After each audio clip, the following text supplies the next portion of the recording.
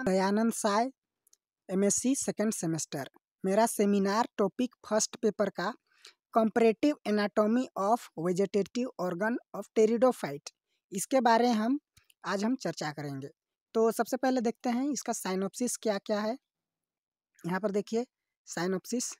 सबसे पहले इंट्रोडक्शन है, डिफिनेशन है, उसके पश्चात देखेंगे हम कैरेक्टरिस्टिक ऑफ टेरिडोफाइट्स, और उसके पश्चात देखेंगे एनाटॉमिकल स्ट्रक्चर ऑफ टेरिडोफाइट्स। उसके बाद हम देखेंगे stealer system of pteridophytes, type of steel. उसके पश्चात economical important of pteridophytes, conclusion और रेफरेंस देखेंगे। तो चलिए एक एक करके देखते हैं।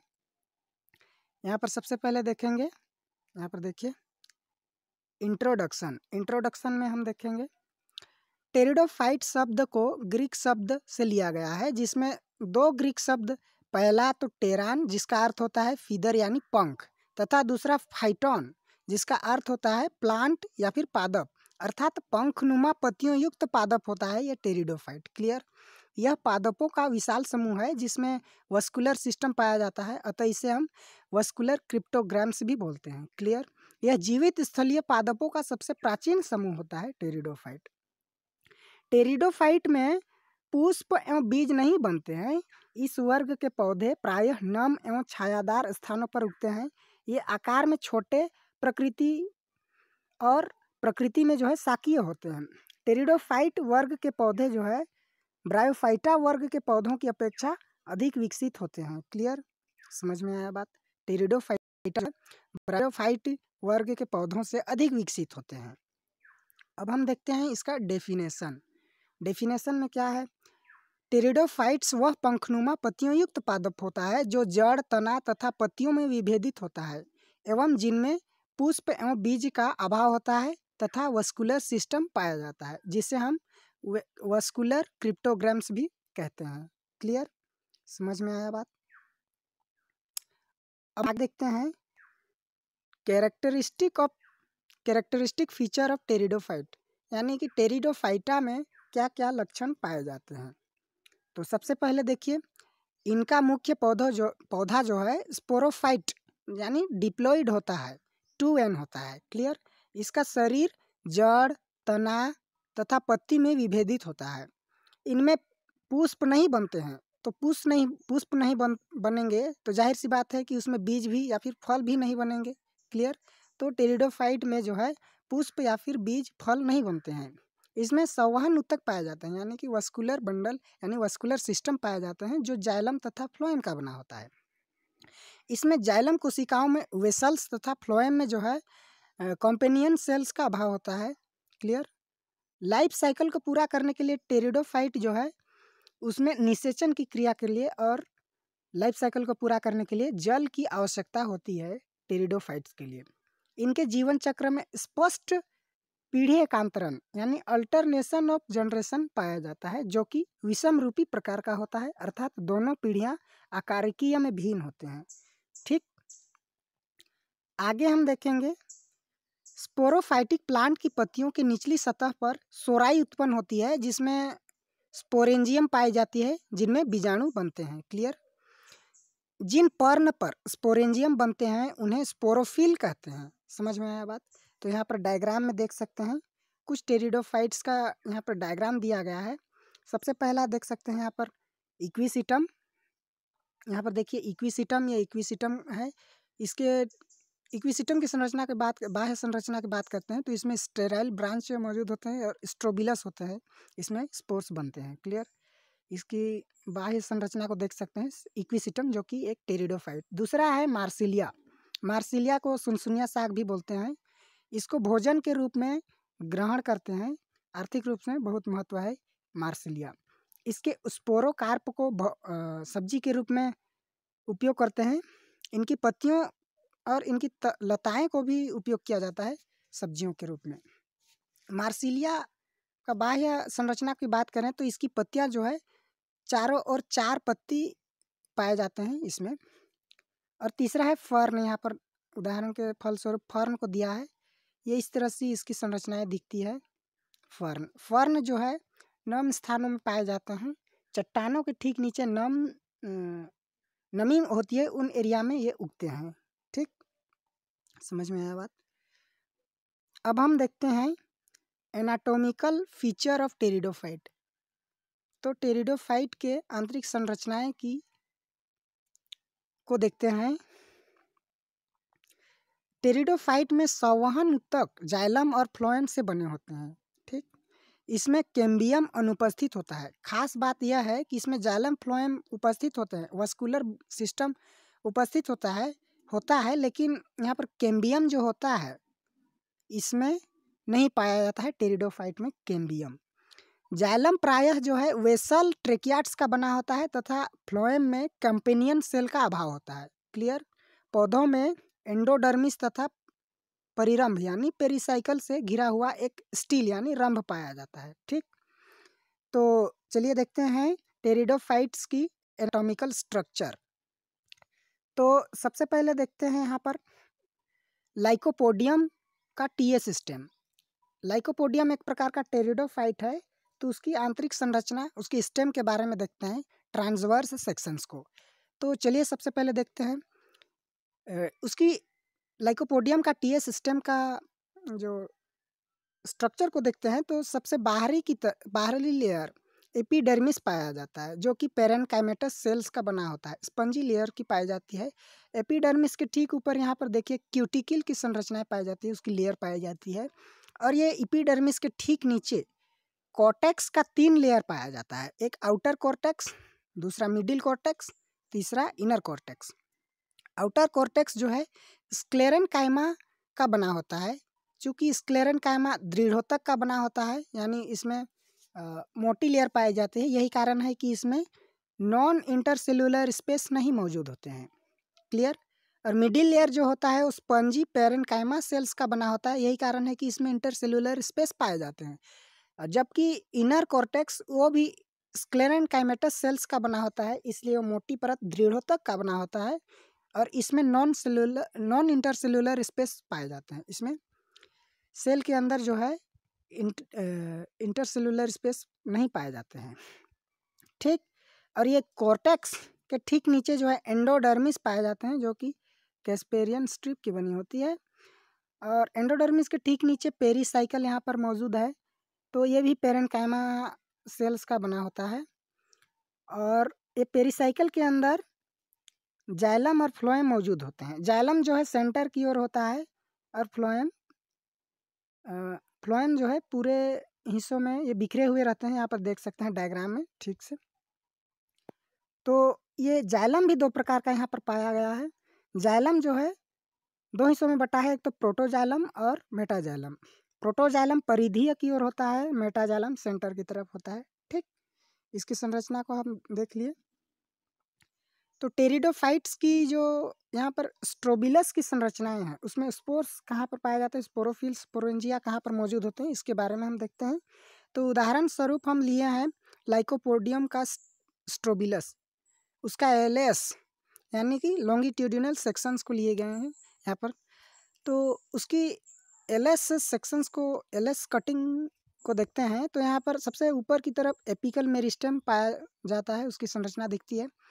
उसके ठीक नीचे यहाँ पर मेन एक्सिस पाया जाता है। मेन एक्सिस से यहाँ पर स्पोरोफिल्स लगे होते हैं और स्पोरोफिल्स के ठीक ऊपर ऊपरी हिस्सा में ये स्टॉक से स्पोरेंजिया लगे होते हैं, जिनके अंदर स्पोर्स पाए जाते हैं। ठीक, तो इस तरीके से इसकी संरचनाएं होती है स्ट्रोबिलस की, जो कि लाइकोपोडियम एक टेरिडोफाइट्स है। क्लियर, समझ में आया बात। अब हम देखते हैं इक्विसिटम। इक्विसिटम की बात करते हैं यहाँ पर। इक्विसिटम का root, TS root, transverse sections का रूट देख लिया हम स्ट्रोबिलस और तना के बारे में। अब हम देखते हैं रूट, जड़ के बारे में। तो टेरिडोफाइट की आंतरिक संरचना जो कि जड़ है, उसके बारे में हम देखते हैं। तो जड़ की आंतरिक संरचना को देखते हैं तो सबसे पहले एपिडर्मिस का लेयर पाया जाता है, जो कि यूनिसेल्युलर होता है, यानी एक कोशिकीय होते हैं, जो कि पेरिफेरस लेयर की बनी होती है। एपिडर्मिस के ठीक ऊपर रूट हेयर्स पाए जाते हैं, छोटे छोटे रूट हेयर निकले हुए होते हैं रूट के बाहर की तरफ, एपिडर्मिस के बाहर की तरफ। क्लियर। और एपिडर्मिस के ठीक नीचे कॉर्टेक्स का 2 लेयर पाया जाता है, एक आउटर कॉर्टेक्स, दूसरा inner cortex. Outer cortex sclerenchyma cells का बना होता है, यही कारण है कि उसमें नॉन इंटरसेल्युलर स्पेस पाए जाते हैं, जो कि लिग्निन का बना होता है, दृढ़ोतक इसको बोलते हैं। और इनर कॉर्टेक्स जो पेरेनकाइमा का बना होता है, इसलिए इसमें इंटरसेल्युलर स्पेस पाए जाते हैं। क्लियर। पेरेनकाइमा जो है स्पंजी लेयर होता है थोड़ा, और स्क्लेरेनकाइमा दृढ़ोतक का बना होता है। क्लियर। और कॉर्टेक्स के ठीक नीचे देखिए इंडोडर्मिस भी 2 लेयर का बना होता है, एक आउटर इंडोडर्मिस और इनर इंडोडर्मिस। ठीक। और ये इंडोडर्मिस के ठीक भीतरी हिस्सा में पीथ का इसमें अभाव होता है, पीथ प्रेजेंट नहीं होता है टेरिडो इक्विसिटम की जड़ में। तो ये फ्लोएम जो है चारों ओर बिखरे हुए रहते हैं और जाइलम उसके सेंटर की तरफ होते हैं। तो मेटाजाइलम सेंटर की तरफ है और प्रोटोजाइलम इसकी परिधीय की ओर है। यहाँ पर डायग्राम में देख सकते हैं इसकी संरचना को। यहाँ पर देखिए, ये डायग्राम को देखिए, सेंटर की तरफ मेटाजाइलम है और परिधीय की ओर प्रोटोजाइलम। ठीक, समझ में आया बात इसका इक्विसिटम की रूट के बारे में। अब हम देखते हैं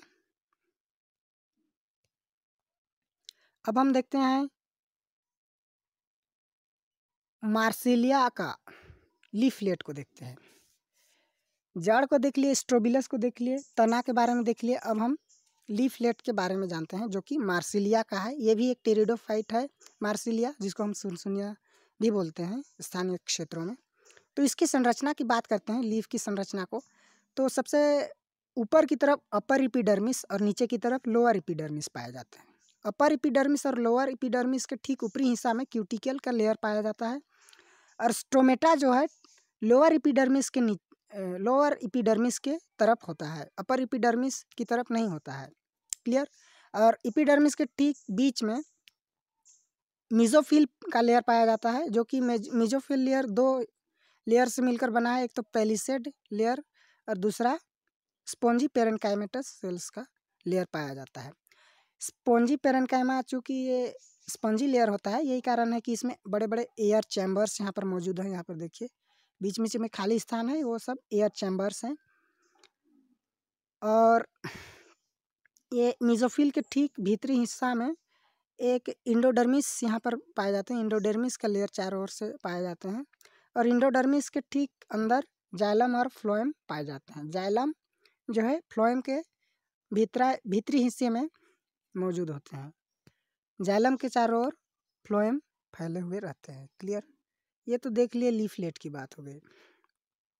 अब हम देखते हैं टेरिडोफाइट के एंथेरिडिया विकास की, यानी उसमें एंथेरिडिया मेल सेक्स ऑर्गन होता है टेरिडोफाइट्स की। उदाहरण स्वरूप लाइकोपोडियम का लेते हैं। इसकी एंथेरिडिया का विकास किस प्रकार से होता है देखते हैं।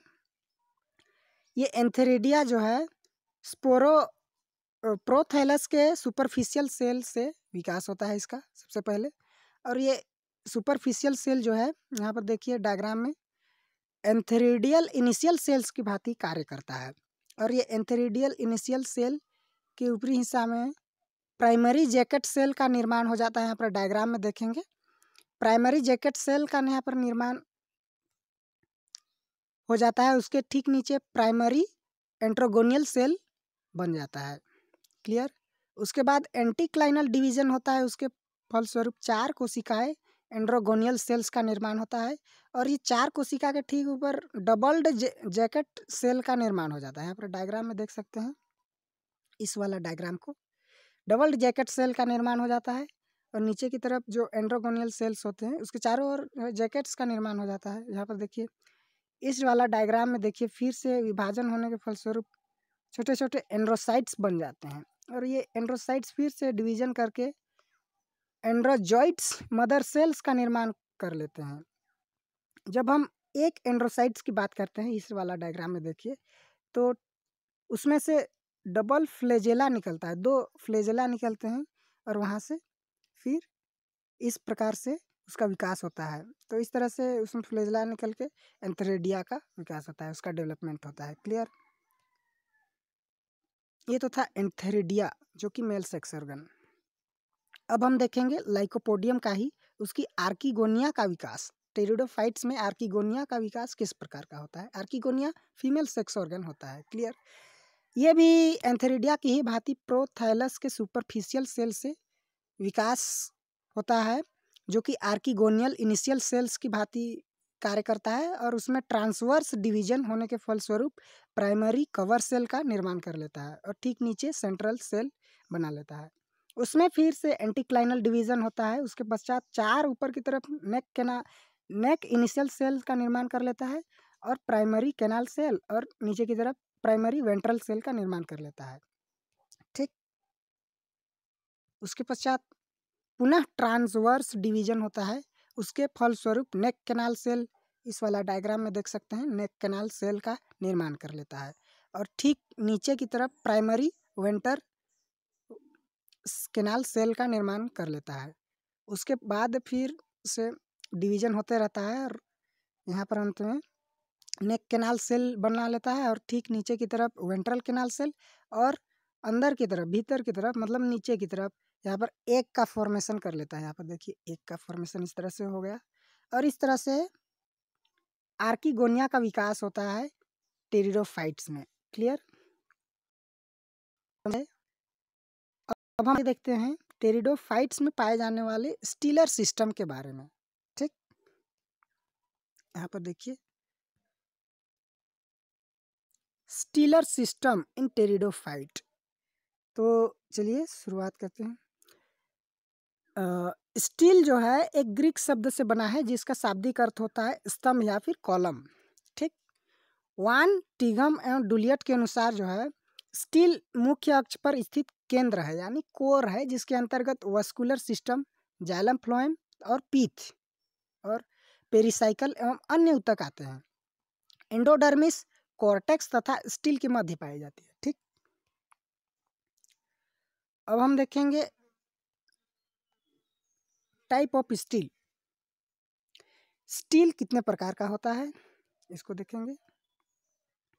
स्टील जो है मुख्य रूप से 5 प्रकार का पाया जाता है। Protostele, siphonostele, solenostele, dictyostele, polycyclic stele. और ये फर्स्ट वाला प्रोटो स्टील की बात करते हैं तो ये पुनः 4 भागों में बटा गया है। Haplostele, actinostele, plectostele, mixed protostele. तो एक एक करके इसके बारे में जानेंगे। चलिए सबसे पहले देखते हैं प्रोटो स्टील के बारे में। प्रोटो स्टील होता क्या है? इस प्रकार के स्टील में जो है केंद्रीय ठोस भाग जाइलम का बना होता है तथा फ्लोएम चारों ओर रिंग के रूप में पाया जाता है। ठीक। प्रोटो स्टील भी 4 प्रकार का पाया जाता है। तो पहला देखेंगे हैप्लो स्टील को। तो इस प्रकार के स्टील में जो है केंद्रीय ठोस जाइलम का बना होता है जो स्मूथ होता है तथा इसके चारों ओर फ्लोएम का वलय पाया जाता है। उदाहरण के लिए सिलेजिनेला, यानी कि कोर्टेक्स की संरचना देख लिए, एंडोडर्मिस उसके अंदर है, फिर पेरिसाइकल, उसके ठीक सेंटर में जाइलम है और उसके चारों ओर यहाँ पर फ्लोएम है। इस वाला डायग्राम को ठीक से देख सकते हैं, समझ में आ जाएगा। ठीक। आगे हम देखते हैं प्रोटो स्टील का दूसरा प्रकार एक्टिनो स्टील।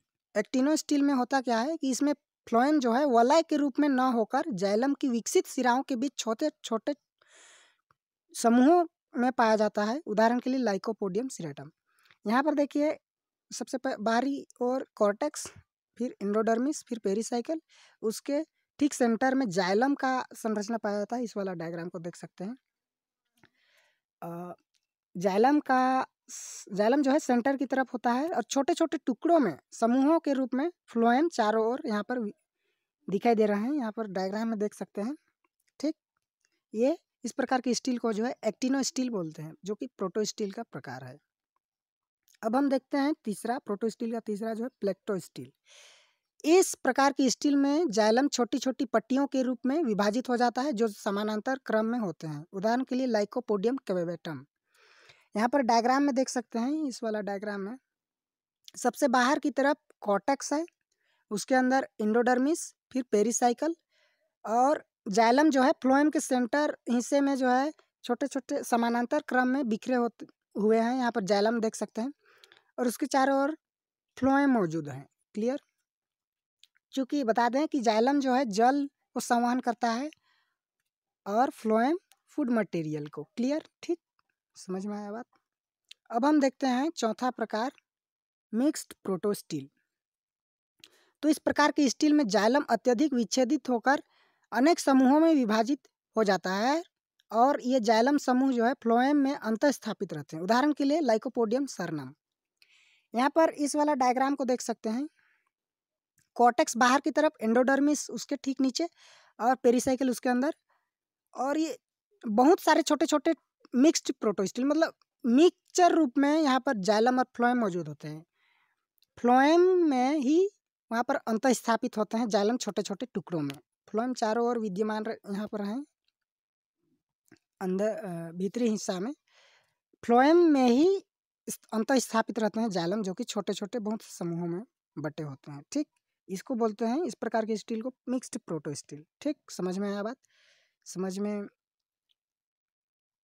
तो आ रहा होगा। चलिए हम अगले दूसरे प्रकार की स्टील की बात करते हैं।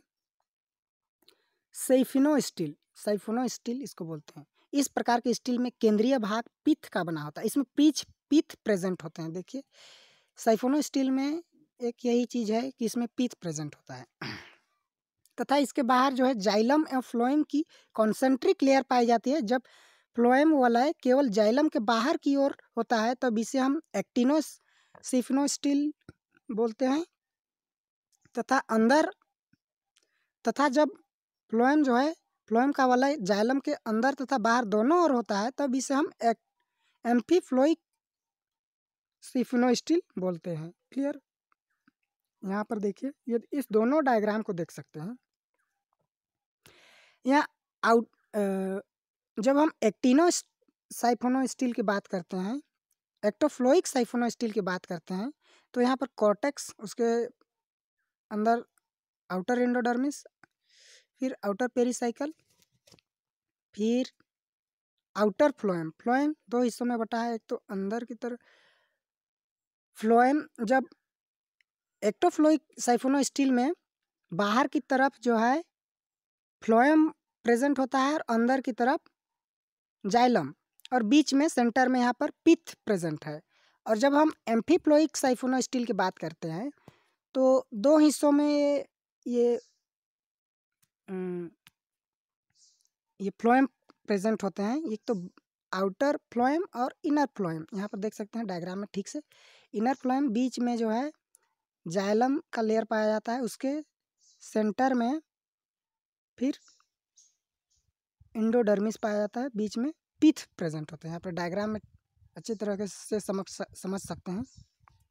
ठीक, तो ये सैफिनो स्टील भी दो प्रकार का होता है, एक्टोफ्लोइक सैफिनो स्टील और एम्फीफ्लोइक सैफिनो स्टील।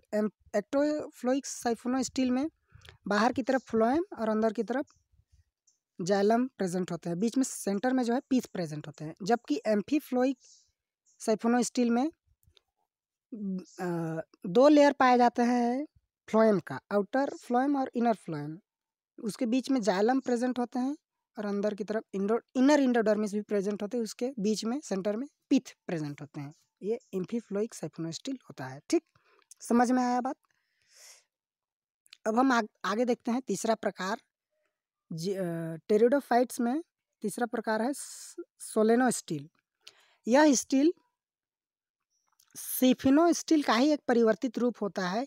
इस प्रकार की स्टील में पूरे वस्कुलर चक्र में किसी एक स्थान पर लीफ गैप बन जाता है। यहाँ पर देखिए डायग्राम में, इस वाला डायग्राम में देखिए लीफ गैप बन गया है,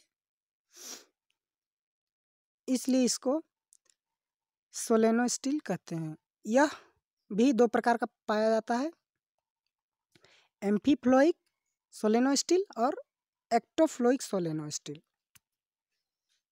इस वाला डायग्राम को हम एम्फीफ्लोइक सोलेनो स्टील बोल सकते हैं। तो देखिए इस वाला डायग्राम को, ये वाला डायग्राम को एम्फीफ्लोइक सोलेनो स्टील, इसको एक्टोफ्लोइक सोलेनो स्टील।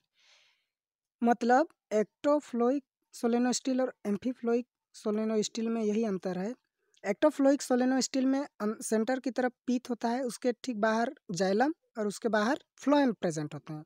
जबकि एम्फीफ्लोइक सोलेनो स्टील में फ्लोएम का 2 लेयर्स पाए जाते हैं यहाँ पर, आउटर फ्लोएम और इनर फ्लोएम। बीच में यहाँ पर आउटर और इनर फ्लोएम के बीच में जाइलम प्रेजेंट होते हैं और उसके भीतरी हिस्सा में पीथ प्रेजेंट होते हैं। समझ में आया बात? डायग्राम को ठीक तरीके से समझने का प्रयास करेंगे। और ये लीफ गैप होता है, उसके बीच में लीफ ट्रेस प्रेजेंट होते हैं। ठीक, समझ में आया बात? अब हम आगे देखते हैं चौथा प्रकार, स्टील का चौथा प्रकार डिक्टियो स्टील के बारे में। इस प्रकार के स्टील में एक से अधिक लीफ गैप बनते हैं।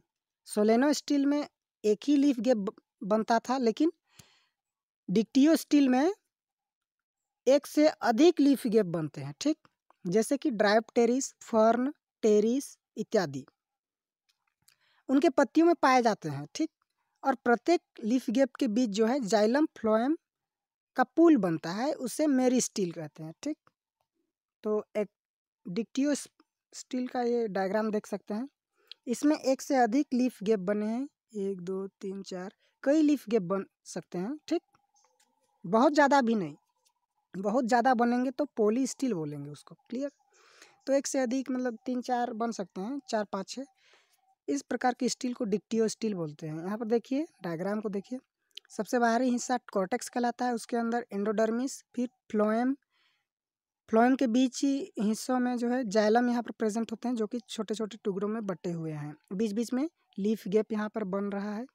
ठीक, और लीफ गैप में जो है छोटे छोटे लीफ ट्रेस प्रेजेंट होते हैं। ठीक, समझ में आया बात? डायग्राम को देख सकते हैं, इसके नामकरण को समझ सकते हैं।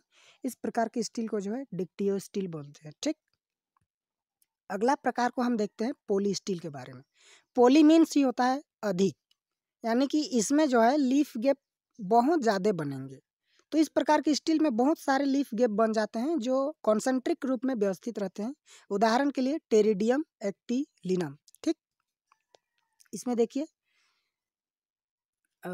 सेंटर की तरफ जाइलम और फ्लोएम जो है छोटे छोटे हिस्सों में, टुकड़ों में बट गए हैं, जिसके बीच बीच में लीफ गैप बन जाते हैं। बहुत सारे लीफ गैप यहाँ पर प्रेजेंट हैं और लीफ गैप के बीच बीच में लीफ ट्रेस मौजूद होते हैं और सेंटर में पीथ प्रेजेंट हैं। ठीक, सबसे बाहर की तरफ कॉर्टेक्स मौजूद है। यहाँ पर देखिए कॉर्टेक्स, एंडोडर्मिस, फिर इसमें पेरिसाइकिल का अभाव होता है और छोटे छोटे फ्लोएम के सेंटर में जाइलम प्रेजेंट होते हैं, जो कि छोटे छोटे दोनों फ्लोएम और जाइलम दोनों छोटे छोटे टुकड़ों में बट गए हैं और बीच बीच में लीफ गैप बन गए हैं। तो इस प्रकार की स्टील को जो है पॉली स्टील बोलते हैं। उदाहरण के लिए यहाँ पर टेरिडियम एक्टिलिनम में देखने को मिलता है पॉली स्टील। ठीक, अब हम आगे देखते हैं इकोनॉमिक इम्पोर्टेंट ऑफ टेरिडोफाइट, यानी कि टेरिडोफाइट का आर्थिक महत्व क्या है। ठीक, तो इसके बारे में हम देखेंगे। अब सबसे पहले देखेंगे टेरिडोफाइट प्लांट को सजावटी के लिए उपयोगी होती है। मतलब टेरिडोफाइट जो है उसको बहुत ज़्यादा उपयोग में लाई जाती है, उसको सजावट के लिए।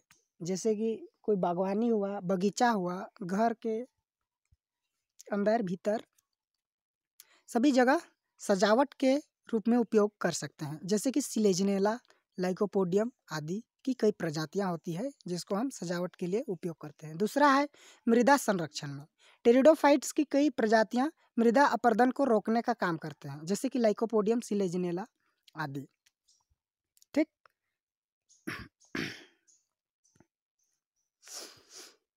अगला प्रकार है एजोला का प्रयोग जो है धान के खेतों में उर्वरता को बनाए रखने के लिए किया जाता है, क्योंकि इसकी पत्तियां में नीली हरी शैवाल यानी एनाबीना एजोला नामक एक सहजीवी पाया जाता है, जो कि सहजीवी के रूप में रहता है तथा ये नाइट्रोजन स्थिरीकरण करके भूमि की उर्वरता को बढ़ाता है। ठीक, एजोला जो कि एक प्रकार का टेरिडोफाइट्स है, वो धान के खेतों में उर्वरता को बनाए रखने के लिए इसका उपयोग करते हैं, जो कि नाइट्रोजन का स्थिरीकरण यानी नाइट्रोजन फिक्सेशन का कार्य करता है, जो कि उर्वरता को बढ़ाता है। ठीक, अगला है औषधीय महत्व में भी टेरिडोफाइट का उपयोग किया जाता है। जैसे कि लाइकोपोडियम का उपयोग जो है गुर्दे के रूप में किया जाता है, गुर्दे के रोग के लिए लाइकोपोडियम का उपयोग किया जाता है। और दूसरा लाइकोपोडियम क्वेवेटम का उपयोग जो है त्वचा रोगों के उपचार में होता है। ठीक, त्वचा में फोड़ा फुंसी हो गया तो इसका उपयोग लाइकोपोडियम क्वेवेटम का इसके लिए उपयोग किया जाता है। ठीक, अगला है इक्विसिटम ऑर्वेंस का उपयोग डायूरेटिक के रूप में किया जाता है। ठीक, आगे हम देखेंगे भोजन के रूप में भी मार्सिलिया नामक टेरिडोफाइट का उपयोग किया जाता है। भोजन के रूप में मतलब सब्जी, साग सब्जी के रूप में उपयोग किया जाता है। इसका मुख्य रूप से इसका स्पोरोकार्प का उपयोग किया जाता है। साथ ही साथ इसकी पत्तियों को भी या फिर लताएं को भी कभी कभी साग के रूप में, भोजन के रूप में उपयोग किया जाता है, जिसको हम स्थानीय क्षेत्रों में सुनसुनिया साग कहते हैं। सुनसुनिया साग इसलिए कहते हैं क्योंकि ये ज़्यादातर जो है जल में पाए जाते हैं। ठीक, अगला है जीवाश्म ईंधन के रूप में, जैसे कि आदिकाल में विशाल हार्सटेल्स क्लब मास आदि के दलदली मृदा में समा जाने से कालांतर में जो है इनसे कोयले का निर्माण हुआ। तो इस तरह से जीवाश्म ईंधन के रूप में भी उपयोग कर सकते हैं टेरिडोफाइट्स को। ठीक, तो ओवरऑल देख सकते हैं इसका कंक्लूजन, यहाँ पे देखिए कंक्लूजन। टेरिडोफाइट को एम्फीबिया प्लांट भी कहते हैं। मुख्य रूप से ब्रायोफाइट्स को एम्फीबिया प्लांट कहते हैं, एम्फीबिया के रूप में कहते हैं, लेकिन टेरिडोफाइट को भी एम्फीबिया प्लांट कहें तो इसमें कोई अतिशयोक्ति की बात नहीं होगी, क्योंकि कोई टेरिडोफाइट्स जल में भी पाए जाते हैं, थल में भी पाए जाते हैं। जैसे कि फर्न, ये थलीय पौधे होते हैं जो कि चट्टानों के ठीक नीचे जहाँ नमी होती है उन स्थानों में फर्न आदि उगते हैं। जबकि ये जो मार्सिलिया है, जिसको हम सुनसुनिया साग बोलते हैं, वो जो है ज़्यादातर जल में ही प्रेजेंट हो, दलदली एरिया में पाया जाता है। ठीक, तो इस तरह से एम्फीबिया मतलब जल और थल दोनों में टेरिडोफाइट्स भी पाए जाते हैं मुख्य रूप से, लेकिन ब्रायोफाइट्स को एम्फीबियन प्लांट बोलते हैं। ठीक, यह पहला पादप समूह है जो जड़, तना, पत्ती में विभेदित होता है। इसमें वस्कुलर स्टील पाया जाता है जो अल्प विकसित होता है। ठीक, टेरिडोफाइट्स में जो वस्कुलर स्टील्स पाए जाते हैं उसमें अल्प, किसी में पीथ वगैरह नहीं प्रेजेंट होते हैं, किसी में पीथ ही प्रेजेंट होते हैं। साथ ही साथ पेरिसाइकिल का भी किसी में अभाव होता है। ठीक, तो इस तरह से इसका उदाहरण जैसे कि fern, lycopodium Selaginella, equisetum, Marsilea आदि। तो ठीक, तो इसका रेफरेंस देखेंगे डॉक्टर NB सिंह और doctor NK Singh, unified botany. ठीक, तो इस तरह से मेरा सेमिनार टॉपिक यहीं पर कंप्लीट होता है। धन्यवाद।